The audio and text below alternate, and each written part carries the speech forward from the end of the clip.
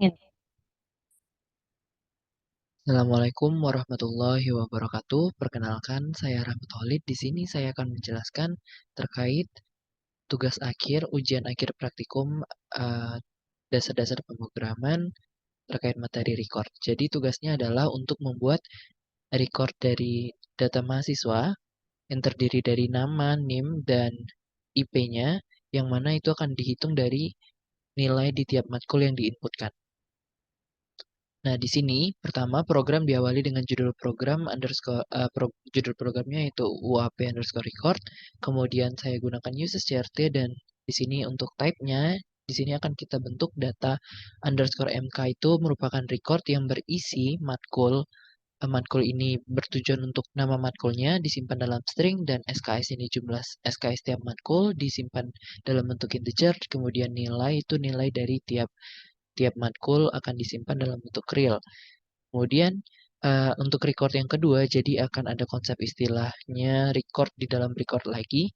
Di sini data MHS ini itu record yang mana isinya itu nama dan NIM yang akan bertipe string, kemudian ada IP bertipe real. Jadi tiap mahasiswa pasti punya nama, NIM dan IP. Jadi masing-masing mahasiswa punya atribut tersebut, kemudian akan dibentuk lagi tiap mahasiswa juga punya MK.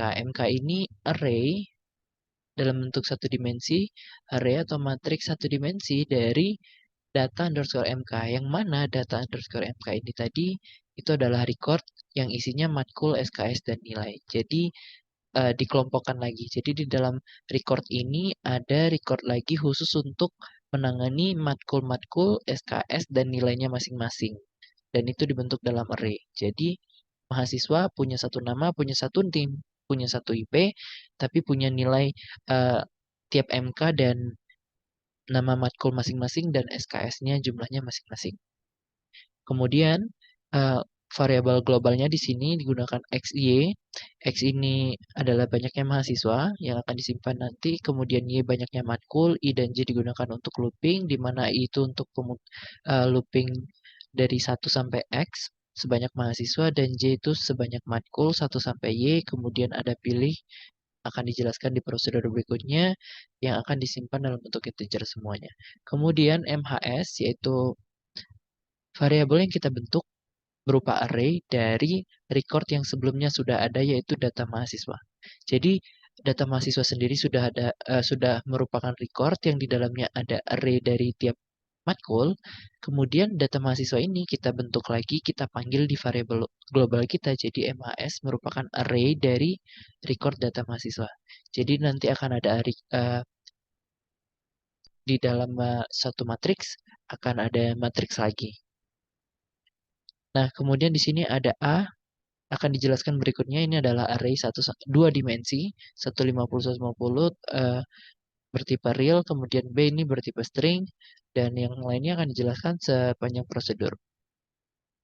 Untuk program yang utamanya di sini setelah itu kita tuliskan begin, kemudian clear screen untuk membersihkan tampilan layar di pertama kalinya di output. Kemudian ketikkan di sini write, masukkan banyaknya mahasiswa dan akan disimpan dalam variabel X. Nah, kemudian kita bisa tuliskan lagi masukkan banyaknya matkul. Karena tugasnya adalah untuk mata kuliah di semester 3 yang mana sudah diketahui akan ada 7 matkul dan tiap matkul akan ada 3 SKS.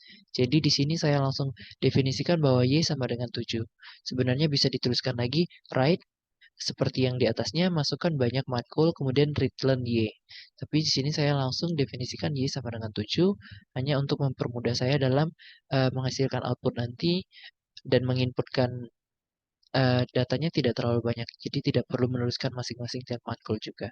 Kemudian clear screen, bersihkan lagi datanya, layar tampilan sebelumnya, kemudian akan dijalankan prosedur input underscore data, di mana prosedur input underscore data ini, nah ini dia prosedur input underscore data itu melooping sebanyak mahasiswa I1 sampai X, akan di looping, di mana akan dituliskan mahasiswa ke I, masukkan nama mahasiswa ke I yang akan disimpan ke dalam mhsi.nama. Jadi MHS ini berupa array, di mana dia punya atribut nama, karena dia udah di record tadi. MHS ini dari data record, yang dimana recordnya punya atribut nama, kemudian juga name, seterusnya, dan akan di looping untuk J sama dengan 1 sampai Y sebanyak matkul.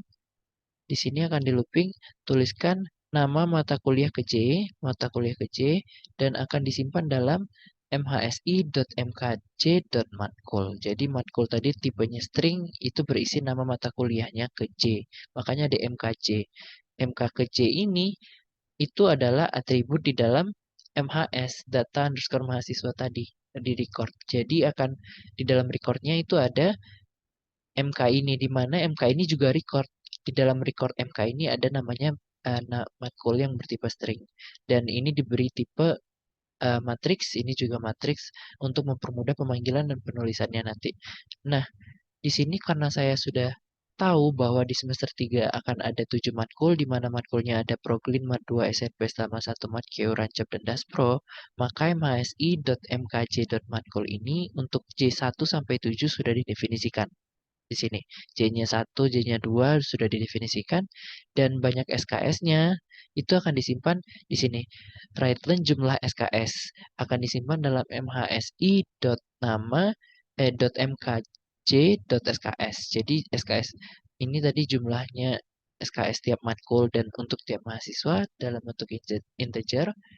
Nah, ini sebenarnya bisa diketikkan manual, tapi di sini saya langsung tulis write-len, bukan write lagi, karena nggak akan ada yang dibaca, jadi langsung write-len dan tampilkan ini. Yang mana datanya ini sudah saya inisiasi, di sini langsung saya beri nilai mhsi.mkj.sks untuk setiap J akan bernilai 3. Karena di semester ini untuk semua matkul ke-7-7-nya kebetulan sama, jumlah SKS-nya itu 3.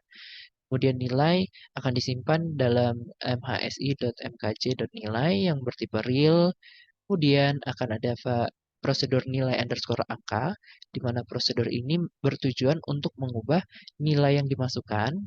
Nilai yang dimasukkan itu skala 0 sampai 100 akan diubah ke dalam nilai angka mutu.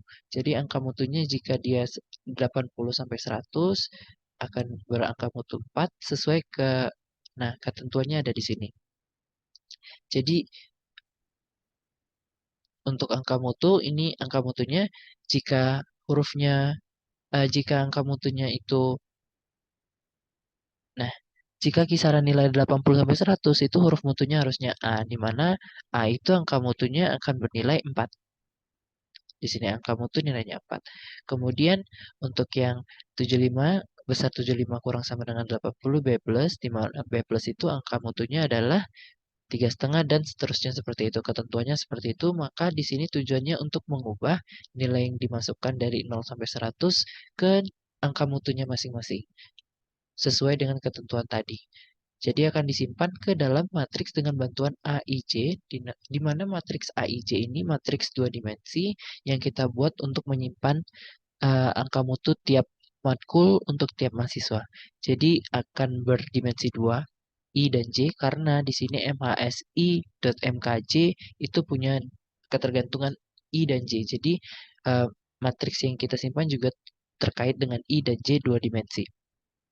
Kemudian ada prosedur nilai underscore huruf digunakan untuk mengubah nilai, mengkonversi nilainya ke nilai huruf. Jadi di sini kita gunakan bantuan lagi dengan matriks BIJ yang akan disimpan yaitu ke dalam bentuk nilai hurufnya. Jika AIJ-nya tadi 4, nilai hurufnya itu adalah A. Jadi BIJ ini tipenya adalah string. Makanya tadi di variabel global tadi udah definisikan bahwa AIJ itu array dari real dan BIJ array of string. Kemudian yang ketiga adalah untuk menghitung IPK atau indeks prestasi di semesternya. Jadi di sini prosedurnya namanya indeks dan akan melooping sebanyak I sampai X dan J sama dengan 1 sampai Y. X itu banyak mahasiswa, Y banyak matkul. Kemudian akan kita buat bantuan lagi di sini total I sama dengan total I itu jadi angka mutunya dikalikan dengan banyak SKS-nya untuk menghitung total N nilainya. Kemudian akan dibagi dengan banyaknya SKS di semester itu yang akan menjadi IP mahasiswa ke I. Makanya di sini total I, itu artinya total untuk mahasiswa ke I itu definisinya adalah AIJ dikali dengan MHSI.MKJ.SKS dikali dengan SKS masing-masing dengan AIJ itu adalah angka mutu masing-masingnya tadi ditambah dengan total I. Jadi ini recurrence ya, bentuknya rekursif. Jadi dia eh, kembali ke dirinya sendiri lagi. Tujuannya adalah untuk menjumlahkannya secara otomatis. Di mana total I ini diinisiasi dengan nilai 0 pertama kali. Jadi pertama kali total I untuk I yang pertama 1 itu adalah A1, J dikali dengan MHS1.MKJ .SKS dan J-nya akan diputar sebanyak sampai Y ditambah 0. Kemudian total I akan terupdate menjadi yang terbarunya adalah yang nilai sebelumnya dan seterusnya. Jadi akan ditumpuk total I itu adalah menjadi total keseluruhannya untuk I1 sampai X dan J1 sampai Y. Begitu juga dengan jumlah SKS. Jadi jumlah SKS sebelumnya adalah MHSI.MKJ.SKS itu akan dijumlahkan semuanya dengan fungsi rekursif ini menggunakan looping. Kemudian setelah looping untuk J-nya berakhir, tapi masih di dalam looping I, jadi looping I itu yang dari bagian di sini sampai N di sini, akan muncul MHSI.IP. Kenapa dia masih muncul di sini? Karena dia masih terkait dengan I, tapi tidak terkait dengan J. Jadi di sini loopingnya hanya untuk I. MHSI.IP ini di mana tadi sudah kita bentuk data MHS, dan itu adalah total I-nya dibagi dengan jumlah SKS-nya. Kemudian ada prosedur cetak, di mana di prosedur cetak ini kita akan mencetak tampilannya seperti kayak nama, NIM, dipanggil lagi mahasiswa i.nim untuk NIM, kemudian nama mahasiswa i.nama, IP juga sudah disebut tadi adalah mhsi.ip, dan seterusnya menggunakan GoToExec untuk tampilan di layoutnya di mana GoToExec itu X-nya adalah kolom dan Y-nya adalah baris. Jadi di sini 1,7 artinya akan ditampilkan pada baris ke-7 kolom ke-1. Ini 1,8 kolom 1 baris ke-8 seperti itu seterusnya. Kemudian kemudian di dalam cetak ini akan ada looping terhadap J. Jadi looping J1 sampai Y itu akan melooping yang ada di dalam ini. Jadi ini keterkaitannya terkait matkul karena tiap matkul. Jadi untuk J1 akan tuliskan write 1. Ini di kolom 1 dan di baris ke-9 plus J, di baris tergantung J-nya. Nah, di baris ke-9 plus J ini akan dituliskan J-nya. Jadi kalau J-nya 11, J-nya 22 itu artinya akan diisi di kolom nomor ini tadi, di kolom nomor. Kemudian untuk nama mata kuliahnya akan diisi dengan mhsi.mkj.matkul. Jadi itu akan nama mata kuliah untuk setiap mata kuliah.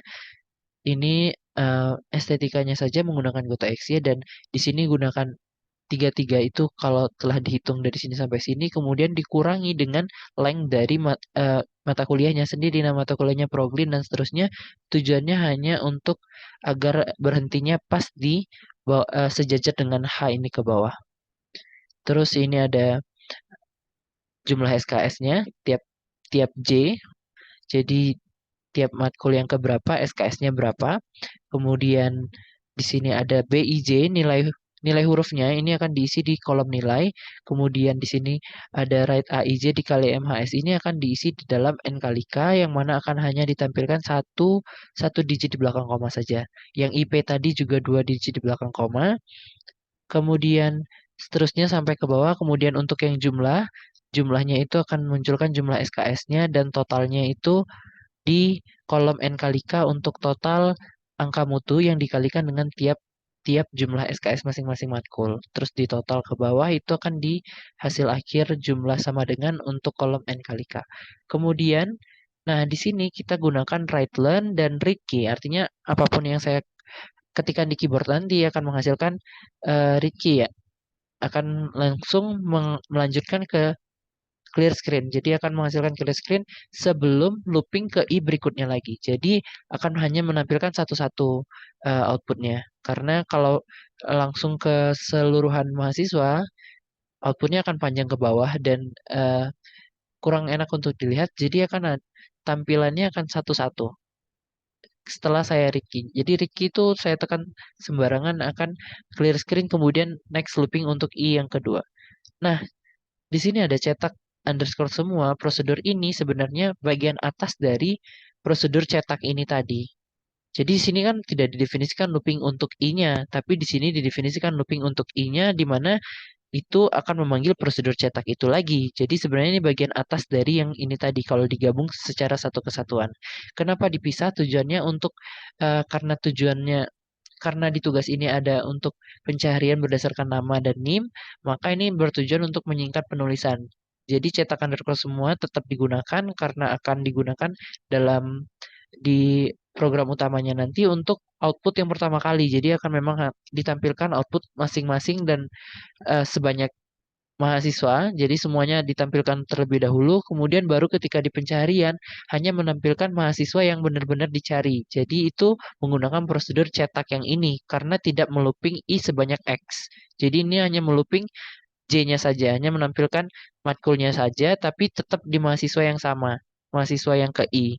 Nah, ini bisa digunakan untuk di prosedur search by-nya nanti. Di prosedur search ini tujuannya untuk mencari, yang pertama kali kita tuliskan apakah Anda mencari, pilihan pertama tidak, berdasarkan nama, berdasarkan NIM. Nah, di sini saya tuliskan lagi, masukkan pilihannya, disimpan dalam bentuk pilih, di mana pilih tadi sudah didefinisikan integer. Repeat, itu kita ulang, gunanya untuk mengulang bahwa pilih itu yang dimasukkan itu jika nilainya 1, 2, atau 3 baru pengulangannya akan dihentikan. Jika belum nilainya belum sama dengan salah satu di sini maka akan diulang terus jika dimasukkannya 50, 45 karena kan tidak ada di pilihan. Kemudian jika pilihannya 1, maka kan itu artinya tidak ingin mencari lagi, maka langsung exit dan exit. Kemudian jika pilihannya kedua, artinya dia ingin mencari berdasarkan nama. Nah, jika ingin mencari berdasarkan nama, maka perlu kita bersihkan terlebih dahulu, clear screen, kemudian masukkan nama mahasiswa yang ingin dicari. Dan akan disimpan dalam bentuk cari, di mana cari ini sudah didefinisikan sebagai variabel lokal untuk prosedur ini disimpan sebagai tipe string, karena cari ini nanti akan digunakan untuk nama dan NIM yang dicari. Kemudian untuk ini akan di looping sebanyak I1 sampai X. Jadi akan dicari dari mahasiswa ke 1 sampai mahasiswa ke X, banyaknya mahasiswa, apakah ada yang nama mahasiswanya itu sama dengan yang dicari. Jadi jika mhsi.nama yang sudah disimpankan sama dengan cari, maka lakukan ini. Nah, lakukannya itu adalah mencetak. Tujuannya adalah mencetak untuk data ke I jika mahasiswa yang dimaksud adalah mahasiswa ke I yang sama dengan cari. Jadi akan dicetak. Tapi jika diperhatikan di sini ada temu sama dengan 1 dan temu sama dengan 0 ini.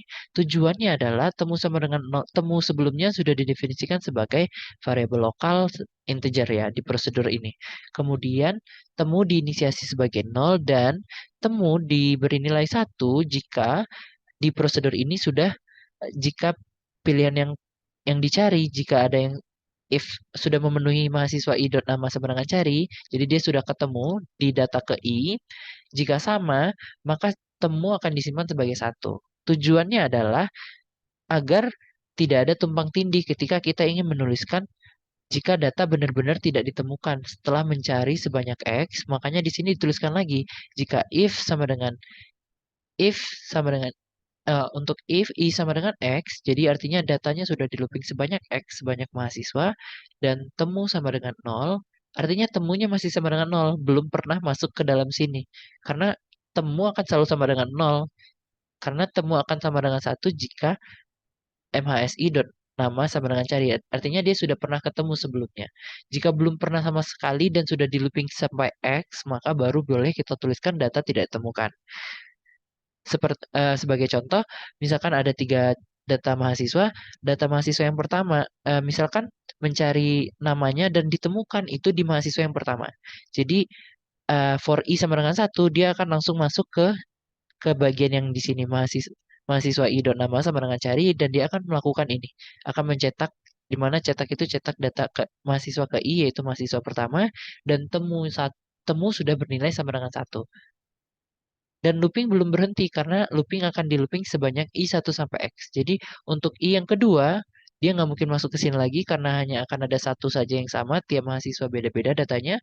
Kemudian dia akan masuk ke sini atau tidak? Tidak, karena temu tidak sama dengan 0. Kalau temu sama dengan nol baru boleh masuk ke sini. Kenapa temu tidak sama dengan nol? Karena dia sudah pernah sama dengan. Ketika dia sama dengan tadi, di I sama dengan satu, mahasiswa satu dot sama nama sama dengan carinya, maka temu sudah bernilai satu. Jadi ini tidak dilakukan.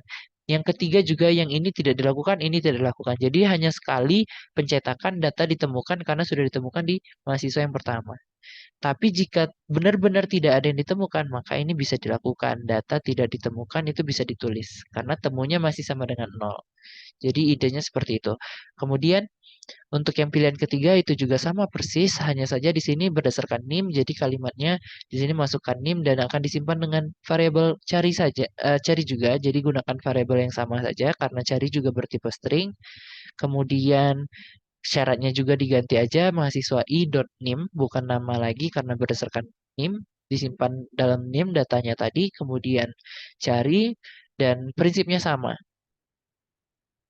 Kemudian untuk program utamanya di sini seperti yang saya sudah sampaikan tadi, masukkan banyaknya mahasiswa, read learn X, kemudian Y-nya itu sama dengan 7 karena sudah diketahui akan ada 7 matkul, clear screen, kemudian kita bersihkan input data, kita bersihkan lagi layar tampilan sebelumnya, kemudian kita jalankan prosedur nilai underscore angka untuk mengubah konversi ke angka mutu, kemudian konversi ke nilai hurufnya itu nilai underscore huruf prosedurnya, kemudian ada prosedur indeks untuk menghitung uh, IP tiap mahasiswa, dan ini semua tidak punya parameter formal dan tidak menghasilkan apapun karena dia hanya mengkonversi dan menyimpan berupa nilai. Jadi di sini tidak mencetak apapun. Jadi di sini hanya konversi-konversi aja, jadi menyimpan ke variabel lain. Terusnya kemudian di sini kita lakukan cetak underscore semua. Jadi cetak underscore semua ini yang ada looping i untuk i 1 sampai x, kemudian lakukan cetak lagi. Jadi dia melooping keseluruhannya. Kemudian kita repeat untuk search, itu kita repeat. Prosedur search-nya juga dipanggil, kemudian di repeat sampai pilihannya sama dengan satu, karena ketika pilihannya sama dengan satu artinya user sudah tidak ingin mencari lagi. Pilihan satu itu artinya tidak. Kemudian diakhiri dengan n titik. Nah, di sini saya coba untuk run. Sebagai contoh, di sini saya misalkan di sini hanya ada 2 data mahasiswa untuk mempermudah saja. Dan mahasiswa yang pertama itu misalkan nama saya sendiri, Rahmat, dan NIM-nya sebagai berikut. Nah, nilai kenapa langsung keluar mata kuliah ke satu Proglin? Karena sudah definisikan untuk MHSI.MK1.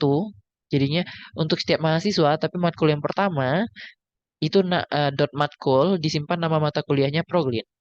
Begitu juga sampai ke 7 karena kita sudah mengetahui untuk matkul yang di semester 3 itu ada Proglin dan seterusnya dan tiap jumlah SKS-nya semuanya sama dengan 3. Kalau beda maka sebenarnya program ini bisa digeneralisasi jadi tidak perlu didefinisikan terlebih dahulu, hapus saja bagian definisinya. Jadi dia akan menginput manual di bagian ini. Kemudian nilainya misalkan di sini seterusnya 67, 89. Eh, Nah, untuk mahasiswa yang kedua, misalkan namanya adalah Budi, misalkan. Terus NIM-nya sebagai berikut, terus nilai-nilainya sebagai berikut.